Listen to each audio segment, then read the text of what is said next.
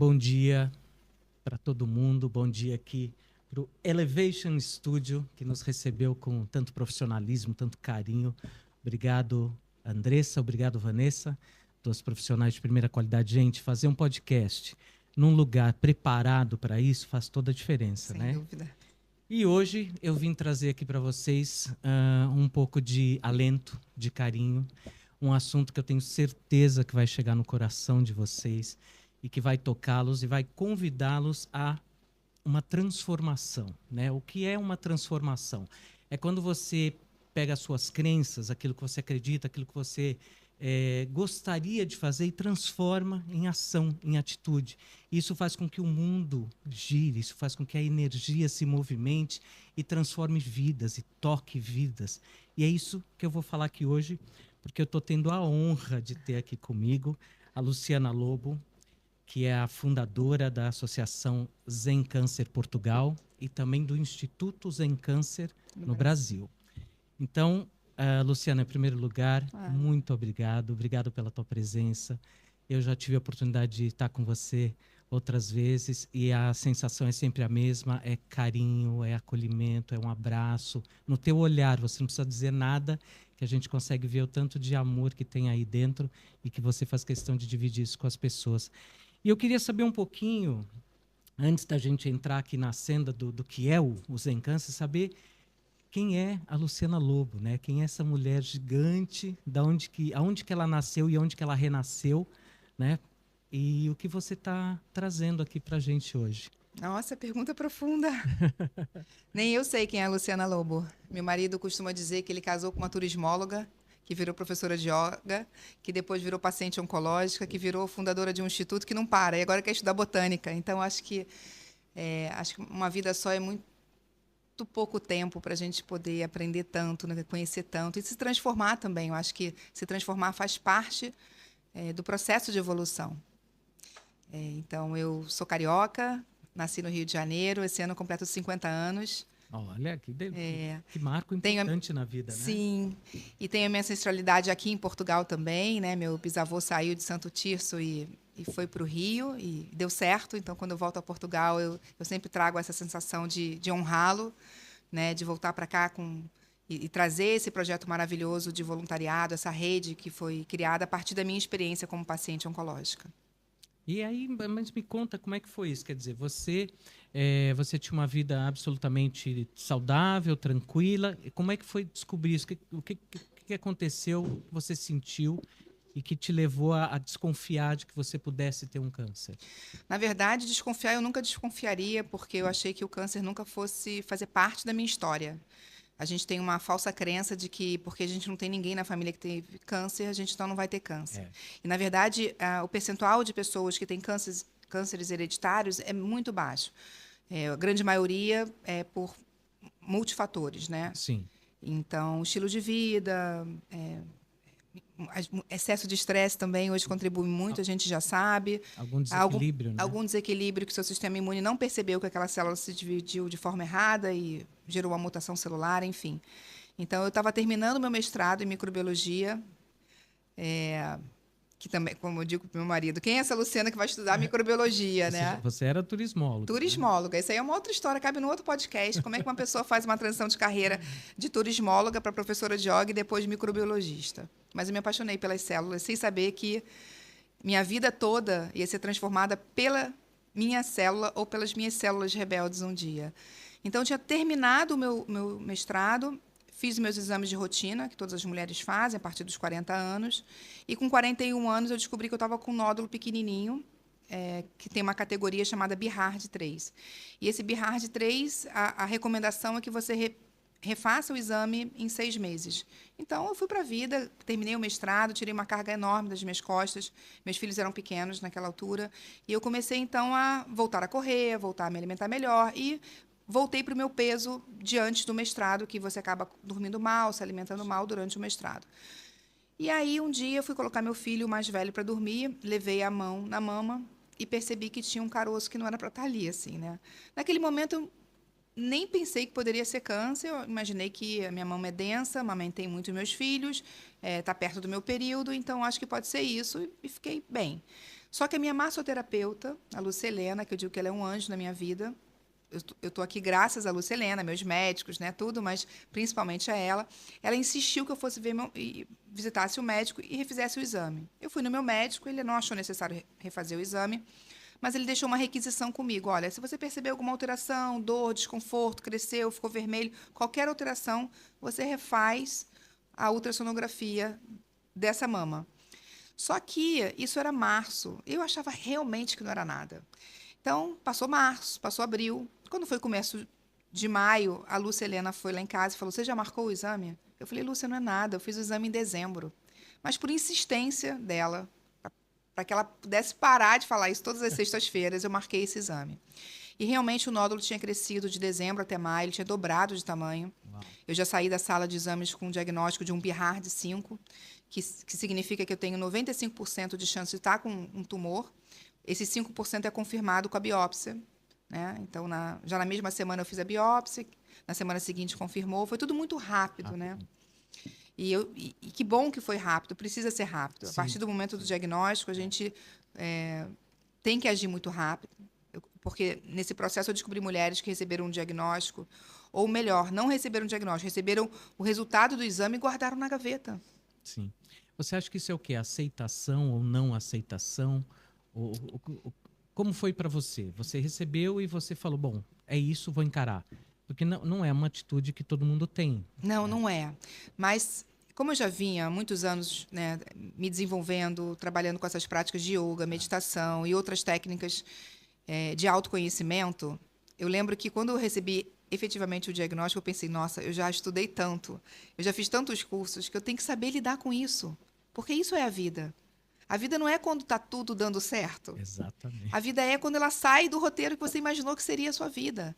E aí você tem que olhar para dentro de você e encontrar quais são as ferramentas que eu tenho para poder passar por isso. E o que eu tenho para agradecer nesse momento. Porque a vida é impermanente, né? A gente não quer olhar para esse lado, a gente nem fala sobre isso. Se você está numa reunião social e você começa a falar sobre morte, sobre impermanência, as pessoas já... Ah, peraí que eu vou pegar um drink ali e sai de perto. Ninguém quer falar sobre isso. O paciente oncológico, essa verdade se revela, né? É como um véu que é removido. Então, você lida ali, realmente, a vida é finita.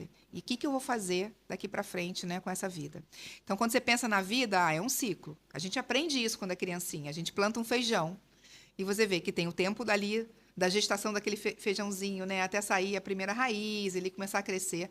Então, tem toda a parte de crescimento, envelhecimento e a finitude. Alguns ciclos de vida passam pelo adoecimento.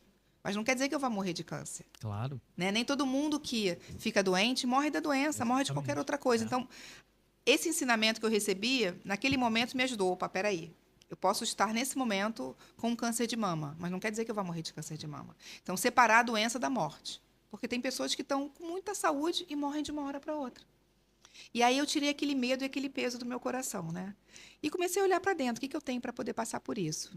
E aí, toda essa história eu conto no meu livro, né? Como é que foi? Isso que eu quero saber também, até porque eu acho que o que você disse é muito importante, que é desmistificar, né? É tirar mesmo o medo. E falar sobre o assunto, né? É claro que não é algum assunto que você, quando você está saudável, você vai, né, falar isso tudo. É um assunto que muitas vezes não te atinge, mas atinge alguém da família.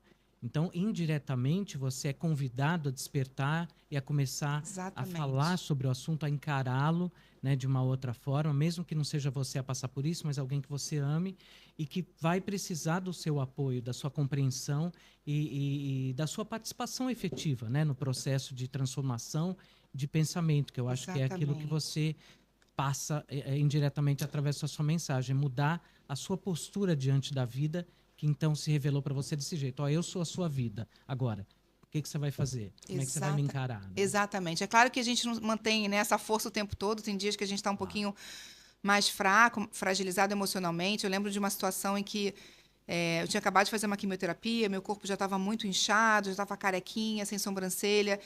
Eu me olhava no espelho e não me reconhecia fisicamente. E eu lembro de um dia falar para o meu marido, eu quero minha vida de volta.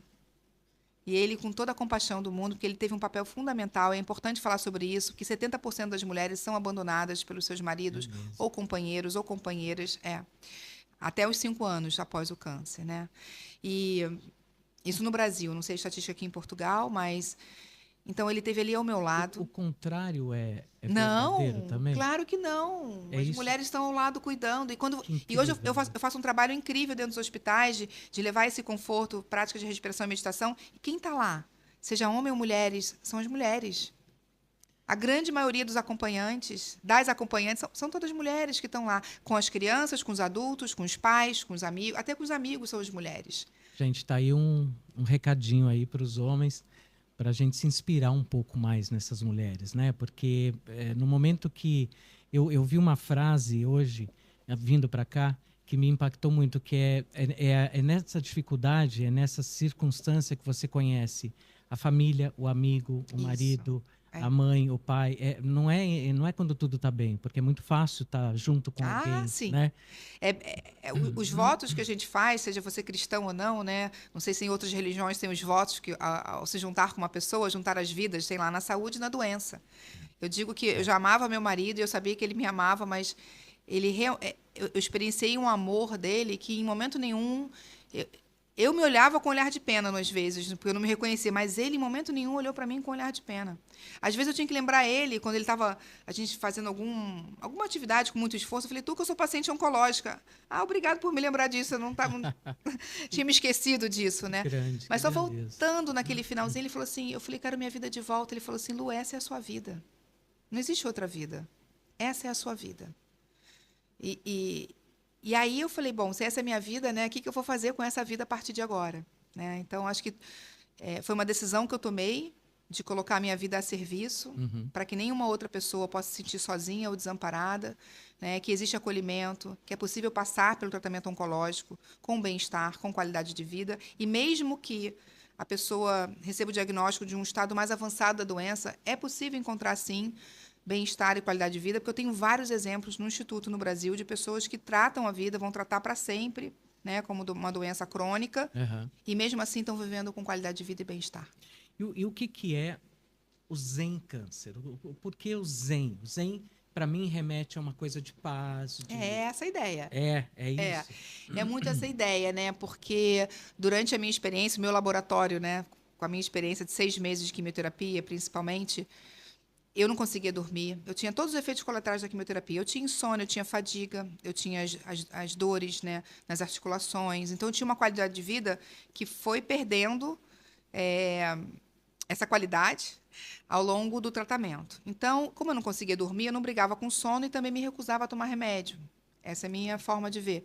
Então, meus filhos de manhã estavam em casa, era aquele movimento em casa, mas quando eles iam para a escola à tarde, eu almoçava e usava a parte da tarde como um tempo para mim. Eram as minhas práticas de autocuidado. Então, ali eu tinha aula de yoga, meditação, eu tinha acupuntura, eu tinha... Você foi buscar isso voluntariamente? Fui buscar. E aí ou havia já algum tipo eu já de tinha alguns programa? amigos que faziam, mas eu não fazia tudo assim todos os dias, que é caro, né? Você tem... Sim. Então, a yoga foram 2 amigos, Adriano e o Daniel, que ofereceram gratuitamente para mim, como Karma Yoga deles, iam na minha casa, ofereciam cada uma yoga dia. especial? Eles fizeram uma Hatha Yoga comigo, Aham. mas eu, como sou professora de yoga, fazia uma yoga especial, que é o yoga restaurativo, que é o que eu ensino aqui em Portugal, né, para a gente disseminar para os pacientes oncológicos e Ele é familiares. restaurativo em que sentido, Luciana? Na autoestima, fisicamente? Fisicamente, e vai afetar também a parte emocional. Aham. Com a pessoa que está muito cansada fisicamente, vai impactar no emocional e no mental dela, e vice-versa.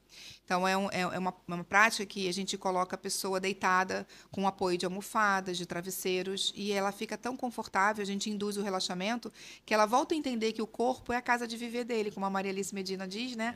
O nosso corpo é a nossa casa de viver. E é o nosso templo. E ela precisa, né? A nossa casa precisa ser cuidada. E a gente precisa fazer as pazes com o corpo. Então, é uma prática que faz as pazes. A mente volta, as emoções voltam. E você aceita, né, na sua integralidade, quem você é, com ou sem doença. Que coisa Né? linda. Então, voltando ali para a minha prática de autocuidado, o mais difícil não foi pagar as pessoas que iam cuidar de mim. O mais difícil, Marcos, foi aceitar que as pessoas faziam alguma coisa de graça para mim. E aí foi que eu entendi o meu orgulho. Eu entendi que a gente precisa restabelecer o nosso ciclo de dar e receber. Porque eu dava muito, mas na hora de receber, eu ficava constrangida das pessoas me darem aula de yoga de graça. E sabe como é que eu disfarçava esse constrangimento? Como? Eu ia numa loja cara, como a Track and Field, e comprava calça para a professora de yoga, comprava camisa para o professor de yoga. Eu sempre disfarçava uma forma de compensá-los com presente. Foi quando eu entendi que restabelecer e aprender a aceitar esses cuidados fazia parte da minha cura também. Sim. E que você estava dando oportunidade também para elas trabalharem esse lado que é muito importante para a pessoa, né? Conseguir Exatamente. também fazer alguma coisa sem que isso incomode a pessoa, né? Porque saber dar também é uma arte, sem ostentação, Exatamente. sem humilhação. Então você com a tua postura também deu oportunidade para elas exercitarem isso, que é o dar e receber, né? Exatamente. E foi quando eu estava em tratamento, fazendo uma postura de relaxamento, que eu lembrei de um ensinamento que eu tinha recebido alguns meses antes de iniciar, algumas semanas antes de iniciar a quimioterapia, que dizia assim: quando a gente adoece, a gente tem uma oportunidade maravilhosa de se colocar no lugar do outro. Porque agora a gente sabe como é que o outro se sente e o que, que a gente vai fazer para ajudar o outro. E eu não tinha feito nenhuma químio. A químio a gente sabe que afeta, né? A gente tem um chamado quimio brain. A gente fica como se fosse uma nuvem no cérebro durante a quimioterapia, você não consegue lembrar muito das coisas, mas um dia, fazendo uma postura de relaxamento, eu lembrei disso. E eu pensei, como é que eu posso ajudar outras pessoas a terem acesso a essas práticas de autocuidado que são caras? E mesmo aquelas que podem pagar, mas para que elas possam aprender a A receber. receber. Então, o Zen Câncer nasce disso. Você perguntou o que é o Zen Câncer? O Zen É, Câncer é uma rede onde a gente, primeiramente, foca na saúde desse conceito de dar e receber, né? nasceu em que ano? O Zen Câncer, eu recebi o diagnóstico em maio de 2017. 2017. Passei todo o segundo semestre de 2017 em tratamento. O tratamento continua, eu ainda faço um bloqueio hormonal, mas a quimio terminou em janeiro de 2018. E quando foi no dia 9 de março de 2018, eu recebi a primeira paciente oncológica gratuitamente para fazer uma prática de relaxamento. Ali se chamava Projeto Zen Câncer, Sim, era um não era um projeto. instituto. E foi crescendo, foi crescendo, foi crescendo e virou um instituto em outubro de 2018. E hoje você tem a parte física, você tem um local desse instituto ou você vai na casa das pessoas, o instituto vai, como é que funciona o instituto? E principalmente uma coisa que eu acho que já nessa altura do nosso bate-papo, muita gente já pensando, meu Deus, está aí algo que eu gostaria de fazer, De de contribuir. contribuir, Sejam eu tenho bem-vindos. tempo livre, né? Então, como é que faz isso? Isso é lá no Rio, aqui em Portugal, onde é? Dá uma geral aí para a gente saber para onde se dirigir quando precisar, ou do tratamento, ou de exercitar a doação, que é muito e transformador também, né? Não, Muito maravilhoso. Eu transformador. super agradeço esse espaço aqui para poder divulgar. Hoje eu digo que eu divulgo não mais o meu trabalho, porque ele ficou pequeno perto do trabalho dos voluntários. Então, eu divulgo essa rede, né, de voluntariado que faz tudo isso acontecer. Então, o Instituto ele nasce ali em outubro de 2018. Com a chegada da pandemia, a gente achou que a gente ia diminuir de tamanho ou ia parar as atividades. E a gente conseguiu reverter isso, transformando as atividades em atividades online. E a gente teve um crescimento enorme. E através desse crescimento, né, e de um amigo em comum, eu fui apresentada a Maria Alice Medina, que leu o meu livro. Eu achei que ela não fosse ler, eu confesso, mas ela fez comigo um podcast e ela fez perguntas do livro. Eu falei, ela leu mesmo, né? E aí ela falou, a gente tem que trazer isso para Portugal. E então, a partir da energia dela, do movimento dela, que também nos apresentou, Sim. né, esse movimento aqui para Portugal chegou em abril de 2022 com uma reunião com os voluntários. E aí a gente ficou o ano de 2022 e 2023 estruturando para efetivamente em 2024 começar a atender né, os pacientes, desenvolver as parcerias com os hospitais. Então, é uma rede de voluntário, todos são voluntários, a gente aceita doações, né, diversos tipos de doações. Tem uma empresa que doa computadores para a gente, que é importante, porque somos uma rede também online. Né? Sim. Aqui, lá no Brasil, a gente tem uma sede própria, que fica no Centro Médico de Botafogo. Certo. Toda a documentação jurídica está lá. Aqui em Portugal, a nossa sede fiscal fica no escritório de advocacia de quem nos ajudou, né, a constituir a associação. Mas nós temos os nossos encontros com os coordenadores presenciais e também online, e as atividades acontecem de forma online, mas também nos espaços parceiros da Associação Zen Câncer. Então, temos atividades presenciais, que é importantíssimo. Muito. Muito. Muito importante. Temos atividades acontecendo, né, com outras associações parceiras do Instituto da Associação Zen Câncer e também os hospitais.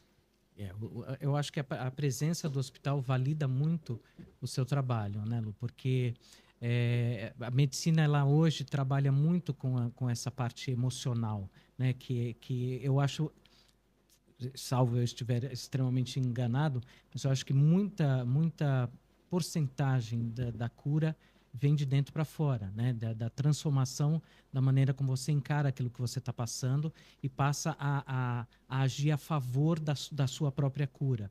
Né? Porque muita gente tem a tendência a negar, a lutar contra, ou a criar mesmo uma guerra contra a doença, esquecendo que a doença tem um propósito de estar ali, né? Que no seu caso, por exemplo, transformou a sua vida, não só a sua, da sua família e de muita gente que transita e que orbita nesse teu universo, né? Exatamente. E eu escuto com frequência alguns participantes, a gente não chama pacientes oncológicos, a gente fala participantes do Participante. Instituto ou da associação. Existe uma vida antes do Zencâncer e uma vida depois do Zencâncer. E isso é importante de falar porque eu acho que a gente vai adoecer de alguma coisa, né? As doenças que mais matam até o momento não são as doenças oncológicas, são as doenças coronárias, né? As cardíacas. Sim. E nem por isso as pessoas têm medo de pronunciar a palavra coração. Olha, não fala muito sobre esse órgão, É. de vez em quando ele para de bater e as pessoas morrem. E morrem de uma hora para outra. Às vezes sem poder terminar uma conversa, sem poder organizar as suas relações afetivas, a sua vida. Quando eu recebi o diagnóstico do câncer, a primeira coisa que eu pensei, olha, não sei se eu vou morrer disso, mas o tempo que eu tenho, que me for dado, eu vou desfrutar o máximo possível. E eu vejo muitas pessoas fazendo isso, né? Aproveitando esse tempo, que às vezes é de 1 ano, 2 anos, 3 anos, 5 anos, 10 anos, 20 anos, não importa. A pessoa vive com mais consciência, né? A vida dela, né? E com um propósito de aproveitar, que não é mais um dia. Às vezes, quantas vezes as pessoas acordam, mais um dia. Não, hoje não é mais um dia, é um dia que nos foi dado. Um dia que A gente não tem que volta viver mais, né? que não volta mais. E a vida só acontece hoje, né? Porque ontem já é passado. E eu acho bacana o significado novo que você deu em aproveitar a vida, né? Você aproveitou e está aproveitando de uma forma bonita, ou seja, dividindo com as outras pessoas aquela experiência que você passou e transformando isso em possibilidade de melhorar a qualidade de vida, né? Porque eu não sei se vocês trabalham muito com relação a isso, por exemplo, a cura, né? A cura pode vir ou pode não vir, mas enquanto você está vivo, você precisa curar a sua qualidade de vida, né? O seu Exatamente. olhar sobre aquilo. É que a palavra cura em português ela é muito fechada, cura. Em inglês, por exemplo, é healing. É, Então, assim, é um processo de você ir curando. curando, Não quer dizer exato. que você vai curar, mas falando da medicina, que você tinha me perguntado antes, hoje tem um ramo da medicina, né, tem uma formação, uma especialização que fala de medicina integrativa, que já não olha mais para a doença. Então, assim, a reumatologia não vai olhar para aquela doença reumatológica, mas colocando no centro do tratamento o paciente, ele na sua integralidade. Como é que está ele com o trabalho, como é que está ele socialmente, como é que está ele com a família, como é que está ele com ele mesmo. Então, assim, olhando... por isso que Associação Sem Câncer, Saúde Integrativa em Oncologia, porque assim, não é a doença que a gente olha, a gente nem fala sobre a doença dentro do Sem Sim, Câncer. sim. Às vezes os participantes comentam, querem pegar alguma dica, né? E a gente até evita isso, porque cada caso é um caso, cada corpo reage de uma forma diferente. Sim. A gente fala sobre ele, como é que ele está hoje, como é que ele chega para a gente, como é que está a vida, como é que estão os outros aspectos da vida que não é a doença. A doença não nos define. E mesmo... A doença é a cura, né? Olha, é porque eu não sei quanto tempo a gente tem, é porque eu fiz mestrado em microbiologia, eu tenho uma visão da oncologia que é do micro ao macro, sabe? Quando você olha para um organismo saudável, todas as células do nosso corpo trabalham para o bem-estar do todo.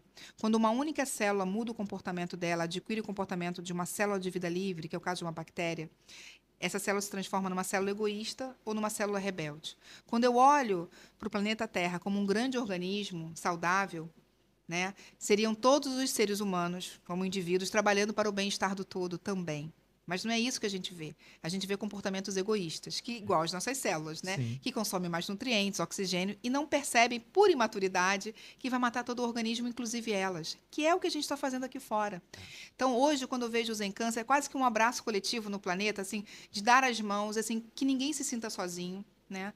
A tendência do ser humano, que quando ele adoece, ele se isola, muitas vezes. É. né? Até porque eu acho que é um período que a pessoa precisa saber o que está acontecendo, né? Precisa ter aquele choque de realidade. E Exatamente. depois voltar, e é como você disse, né? É viver o momento. Exatamente. E tem gente, Marcos, tem vergonha de dizer que está com câncer, porque como é uma doença estigmatizada, as pessoas acham que ela foi uma pessoa ruim, porque ela desenvolveu essa doença. Ou então, as pessoas nem pronunciam, olha, o fulano, sabe do fulano? Ele está com aquela doença. A gente tem que falar câncer, gente, com todas... Ou cancro, aqui em Portugal é cancro. Porque se você tem medo de pronunciar essa doença porque você acha que vai estar atraindo essa energia para você, né? Isso não é uma maldição. Imagina quem está passando por isso, imagina os familiares. O meu terceiro livro, que é o livro de criança que eu vou lançar esse ano, fala exatamente sobre isso. Eu trago uma passagem que meu filho, que estava ótimo, entendendo que eu estava passando bem, um dia chegou em casa perguntando se eu ia morrer, porque um amigo na escola que câncer mata. Então ele mata, mas vários outros. Mosquito mata.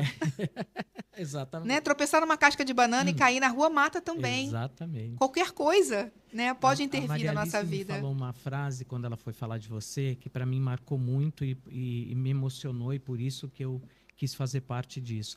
Ela disse assim: se não pode ser sem câncer, que seja zen câncer. Eu achei aquilo tão bonito, porque é a filosofia do zen câncer, né? Não é buscar curar a doença, é buscar curar você, né? Você diante desse desafio. Exatamente. Que é você se fortalecer e acabar entendendo a vida como ela é, né? E eu gostaria que as pessoas cortassem dos seus vocabulários com relação à oncologia palavras como luta, batalha, guerra. Porque se por acaso o medicamento, o tratamento não surtiu o efeito esperado e a pessoa vir a falecer, né, de câncer, como ela poderia vir a falecer, pneumonia, insuficiência renal ou qualquer outra, parece que ela não lutou o suficiente para poder vencer aquela batalha. Então, assim, ninguém fala, ele perdeu a batalha para o rim. Ele perdeu a batalha para o coração. Ninguém fala isso. Então, vamos organizar melhor a nossa fala. Isso. Até porque a palavra tem muito poder. Tem muito poder. E eu, em momento nenhum, falei que estava em luta ou em guerra contra o câncer, porque são minhas células. Se eu tivesse com uma infecção bacteriana, vírus, algo externo, ok, meu sistema imune está em guerra contra aquilo que não pertence, mas são minhas células. Então, nas minhas meditações, o que eu ensino é que todas as células saudáveis pudessem abraçar as minhas células rebeldes e que ela pudesse voltar para a ordem, para a harmonia do meu organismo. É assim que eu visualizo. O primeiro livro que você escreveu foi sobre células rebeldes, não é isso? E exatamente, é o que aprendi com as minhas células rebeldes. E essa carequinha aqui sou eu. Olha só. Gente, olha que coisa mais linda de dar um rosto, né? Para algo que as pessoas mistificam, tem tanto medo, e um rosto feliz, um rosto sereno. Sereno. E sabe por que, gente, essa foto eu sempre tenho que falar? Eu tô serena porque essa foto não foi tirada para ser capa de livro. Essa foto foi tirada para testar a luz para um ensaio fotográfico. Então eu estava muito calma, porque o fotógrafo falou assim: eu vou testar aqui por conta das suas sardinhas. Eu vou testar aqui a luz. Eu estava lá, feliz de estar fazendo um ensaio fotográfico, né, careca.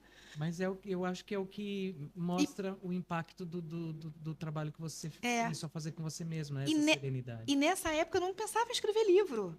Então, quando a gente, no processo que terminou o livro, mas qual vai ser a capa do livro? Aí a gente olhou para essa foto e falou: essa foto. É porque é isso.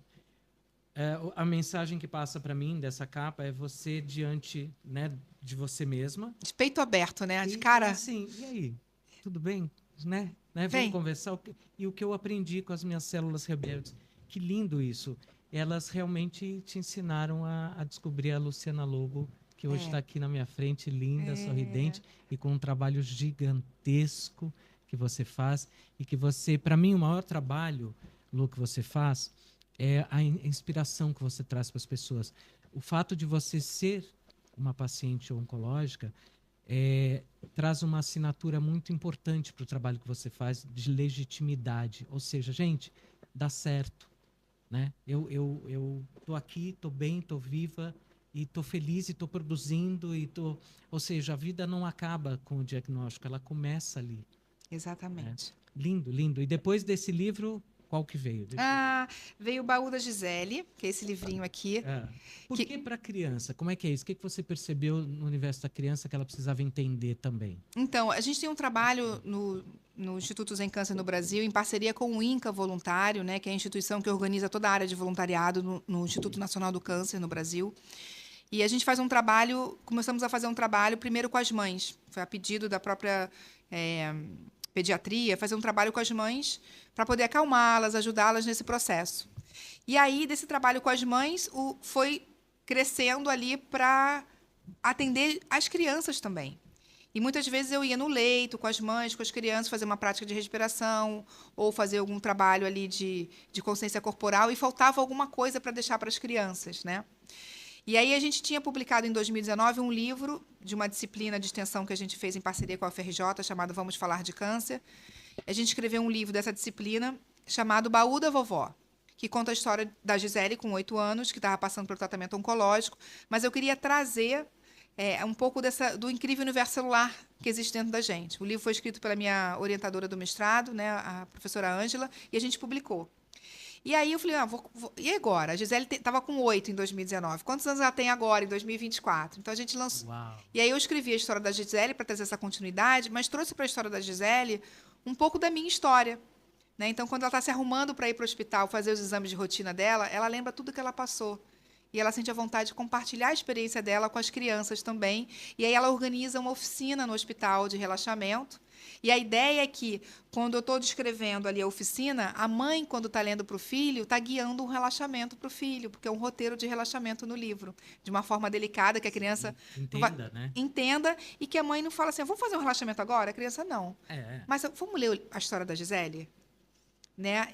Então, é um livro que é muito especial, ele tem distribuição gratuita nos hospitais no Brasil. Eu tenho vontade de trazer aqui para Portugal, né? Mas aí tem um custo, porque ele é gratuito também. A gente vende alguns exemplares para poder manter a associação, mas dentro dos hospitais no Brasil é sempre gratuito. Você fez esse lançamento desses 2 livros no Brasil? No Brasil. Aqui em Portugal eu nunca lancei. Eu só trago quando dou uma palestra, aí eu trago. Porque eu acho que abre também espaço para muita gente que quer participar de alguma forma do teu trabalho, de pensar em fazer um lançamento aqui. Até porque, muito além do que a gente possa falar aqui, isso aqui ilustra de uma forma permanente. Né? Ele é atemporal. Exato, para que as pessoas possam ter sempre à mão quando a necessidade bate a porta ou quando vem, não entrar em desespero. Isso é uma coisa que eu achei fantástico. Como é, Lu, a aceitação, a reação da criança diante de um diagnóstico? Ele é muito diferente do adulto? Olha, você teve essa experiência da experiência que eu tenho ao lidar com as crianças, né? É claro que tem algumas crianças que em alguns momentos elas ficam. Uma vez eu participei de uma roda de conversa a convite do próprio hospital para fazer uma prática ali de relaxamento, de respiração, de falar sobre autocuidado dentro do ambiente hospitalar, dando dicas ali de autocuidado. E aí no final uma criança, né, que teve um câncer ósseo, que teve que amputar um braço, me fez uma pergunta que eu não sabia responder. Falei, tia, eu só não entendo porque tem tanta gente ruim lá fora com saúde e eu que nunca fiz mal a ninguém estou passando por isso. Que inocência. Então, assim, você não sabe nunca o que responder para uma criança que faz uma pergunta dessa para você. Sim. As crianças têm uma tendência a ficar melhor que os pais, sem dúvida nenhuma, né? É claro que tem dias que elas estão mais enjoadas, tem dias que são mais procedimentos, né? Então, você acha que elas são mais verdadeiras? Eu acho que elas são mais verdadeiras. Eu acho que também, muitas vezes, elas também não entendem a gravidade do que elas estão passando. Tem muita resiliência ali. De um modo geral, nos hospitais públicos, até no Brasil, né, tem muito cuidado, muito voluntariado, entra muita coisa para poder distrair essas crianças dentro dos hospitais. No INCA é fantástico o trabalho que é desenvolvido lá. Tem até alguns cachorros que vão visitar as crianças. Isso que eu ia dizer, até porque tem o trabalho fundamental dos animais. Dos animais que vão lá, e entram personagens, Mas é claro que isso não elimina a dor de colocar um acesso, o enjoo, né? Mas o que me preocupa muitas vezes eles são as mães que ficam meses, semanas ali tomando conta. Então, assim, cuidar da saúde mental, a gente ainda não chegou no modelo de projeto que funcione tão bem, porque as mães não podem sair do leito para poder fazerem atividade. Entendi. A gente tenta, mas às vezes elas não conseguem ir, Sim. porque não tem quem fique com a criança. Aham. Uma criança não pode ficar sozinha em momento nenhum. Nenhum. É diferente você deixar um adulto, olha, pai, vou deixar você aqui, vou resolver umas questões e volto no final do dia para dormir com você. Não, Ele pode, a criança não. É Então, uma outra realidade. pensar em ações e atividades com as crianças é maravilhoso, né? Por isso que tem esse livro. E você vai lançar um outro também para criança, é isso? Também para criança. Esse é para criança e para os pais. Tá. Esse livro, na verdade, a ideia dele nasceu primeiro do que o que aprendi com as células rebeldes, porque meus filhos foram incríveis nesse processo e a forma como a gente lidou e o que a gente conversou com eles, né, durante o tratamento, a verdade. Porque algumas pessoas me recomendaram, não fale para os seus filhos que você está com câncer. Não mostre, não fique careca na frente dos seus filhos que eles vão ficar traumatizados. Eu falei, como assim? Eles vão se sentir traídos por mim. Com certeza. Então, a forma como a gente passou e tudo que a gente contou para eles e tudo que eles contavam para a gente, do que eles entendiam, do que estava acontecendo, está no livro O que Aprendemos com a Mamãe. Ah, que lindo. Então, é a nossa história e ele é narrado pela nossa gatinha, que é a Naná.